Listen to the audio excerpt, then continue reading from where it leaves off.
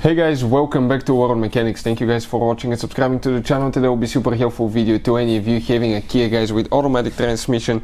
I'm talking about transmission. That's the transmission that has been used in most Kia vehicles from year 2009 to currently year 2022. If you have a 6-speed automatic transmission, it will work for you. You're trying to find where the input speed sensor is located or the output speed sensor. All that will be covered in this video today.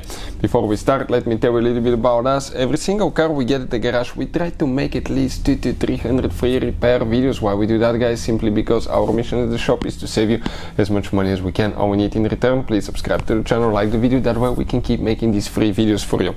Now, if you need to buy any parts, tools for a good price and quick shipping, check out the link in the description of the video below. That's where we get all our tools and supplies from. So with that being said, let's explain what we have specifically here. You can see, guys, this is the transmission out of that Kia Optima right here. This is the throttle body, that's the transmission.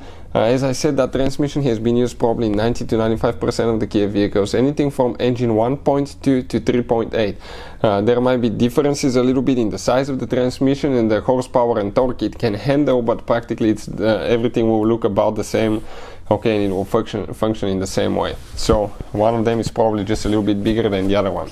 So if you look at it now, guys, this is the transmission. First, let me tell you how important it is to change your transmission fluid. Super important. For instance, right here, the transmission fluid, it's nasty, guys. Check it out. The transmission fluid, okay, you can see those swirls, okay, that we have here.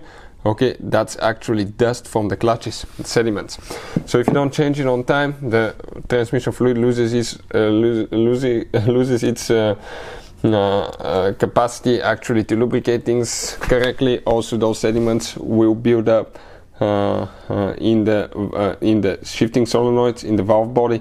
That can cause the transmission to shift hard, slip, or not get in gear, guys. So we have a special video that explains how often to change the transmission fluid on Kia. In addition, we'll have a video, guys, okay, that will in that video we'll explain why sometimes you may need to change the transmission fluid up to 3 times as well.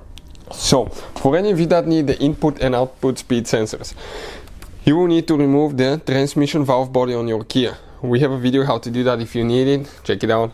For any of you that just need to see where they're located, they're right here, guys. Okay, you can see right here you have the 2 sensors, okay, for the transmission input and output speed sensors.